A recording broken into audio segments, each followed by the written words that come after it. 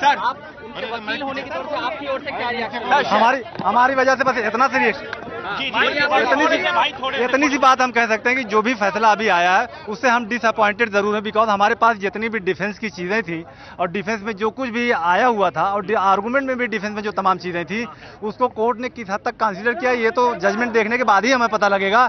लेकिन उसके उन तमाम चीजों के आ जाने के बाद हमें इस तरह के जजमेंट की उम्मीद नहीं थी। आप लोगों ने दिल्ली पुलिस की जांच के ऊपर सवाल खड़े किए थे, आप लोगों ने कहा था कि सबूत नहीं है इस मामले में और शहजाद को जो बरी किया जाना चाहिए। आप लोगों ने दिल्ली पुलिस की जांच के ऊपर सवाल खड़े किए थे, तो कोर्ट ने भी आपके सवालों को आधार मानकर दिल्ली पुलिस से सवाल पूछे थे। तो क्या मानते हैं कि आपकी दलीलों से इत्तेफाक नहीं रखा है कोर्ट ने अपने फैसले में, क्योंकि उसी आधार पर ही दोषी करार दिया गया है?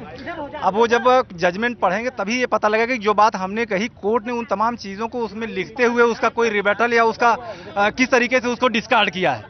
बगैर देखे हुए तो उसको हम नहीं बता सकते, लेकिन इस प्राइमा फेसी उस पर तो हम यही कह सकते हैं कि हाँ हमारी तमाम चीजों को अवॉइड किया। कोर्ट ने अपने फैसले में किन किन धाराओं के तहत शहजाद को दोषी करार दिया है? क्या वो सभी धाराएं जिनमें चार्जेस फ्रेम किए गए थे? तकरीबन सभी, सिर्फ 174 एक धारा है जिसमें कि वो एस्कॉन्डर की होती है कि जो लोग यहाँ से एस्कॉन्ड कर रहे होते हैं बाद में उनके ऊपर मुकदमा बनता है कि वो मौके से भाग गए थे, उसमें बरी किया है। बाकी उसके अलावा 186, 353, 307, 302 और बाकी सबके साथ उन्होंने 34 लगा रखी है जो कॉमन। तो जो सरकारी पक्ष है वो जब सोमवार को जो है सजा पर बहस होगी तो उस दौरान अधिकतम सजा की मांग करेगा।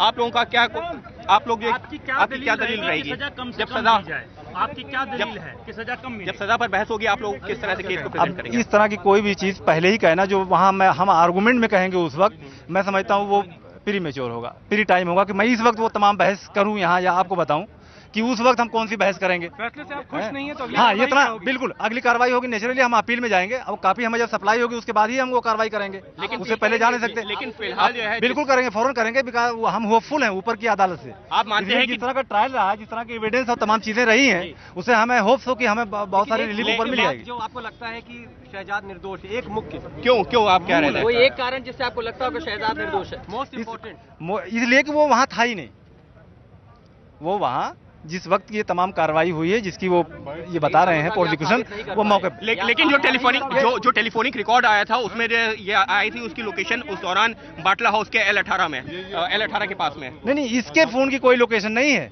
वो कोई उनमें जो डिसीज है उसके फोन की लोकेशन की बात वो कर रहे हैं। अब ये देखिए आप लोग गलत उसको इंटरप्रेट कर रहे हैं, इसके किसी फोन की लोकेशन की बात नहीं है, वो जो उसमें एक डिसीज है मोहम्मद आतिफ उसके फोन की लोकेशन की वो बात कर रहे हैं। जैसे आपका कहना है कि शहजाद वहां पर मौजूद नहीं था तो आप अदालत के सामने साबित नहीं कर पाए इस बात को कि शहजाद वहां मौजूद नहीं था। तो ये तमाम चीजें तो जब हम जजमेंट देखेंगे कि जो चीजें इन तमाम चीजों की इसके तर्क में हमने रखी हैं उसको कोर्ट ने कैसे डिस्कार्ड किया है। आप अपना पूरा नाम प्लीज बताएं। एस कमर। तो ये है एस कमर साहब, आपसे एक बार फिर से जानना चाहेंगे कि आज अदालत ने जो आदेश दिया है उसमें क्या कहा है? शहजाद को दोषी ठहराते हुए क्या कहा है? सीधे यही कहा है कि हम शहजाद को गिल्टी माना जा रहा है, इसको दोषी माना जा रहा है, और कुछ नहीं कहा है।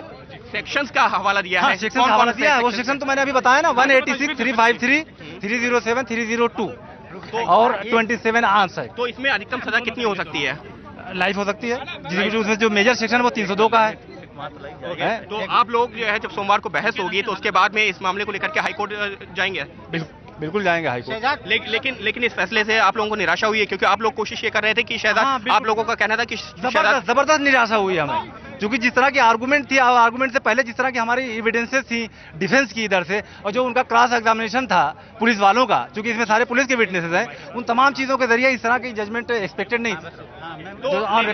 लेकिन इस जो एनकाउंटर को लेकर जो राजनीतिक बयान हो रहे थे कि एनकाउंटर गलत है, लेकिन आप नहीं मानते कि जो है साकेत कोर्ट के इस फैसले के बाद में उन पर भी अब लगाम लग जानी चाहिए कि एनकाउंटर सही था या गलत था?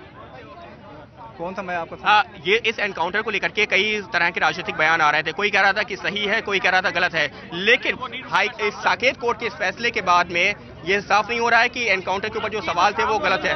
देखिए ऐसा है, कोई भी कोर्ट जब कोई फैसला करता है तो उसमें कभी ये नहीं लिखता है कि ये केस गलत है या सही है, वो तो यही लिखता है कि it was proved, it was not proved. तो अगर डिफेंस प्रोसिक्यूशन को प्रूव करना था, हमें डिस्प्रूव करना था, प्रोसिक्यूशन ने प्रूव किया, यही कोर्ट लिखेगा। बाकी प्रोसिक्यूशन ने ये केस प्रूव किया है, ये कहना है एस कमर साहब का, जो कि शहजाद के वकील के तौर पर कोर्ट में पेश हो रहे थे।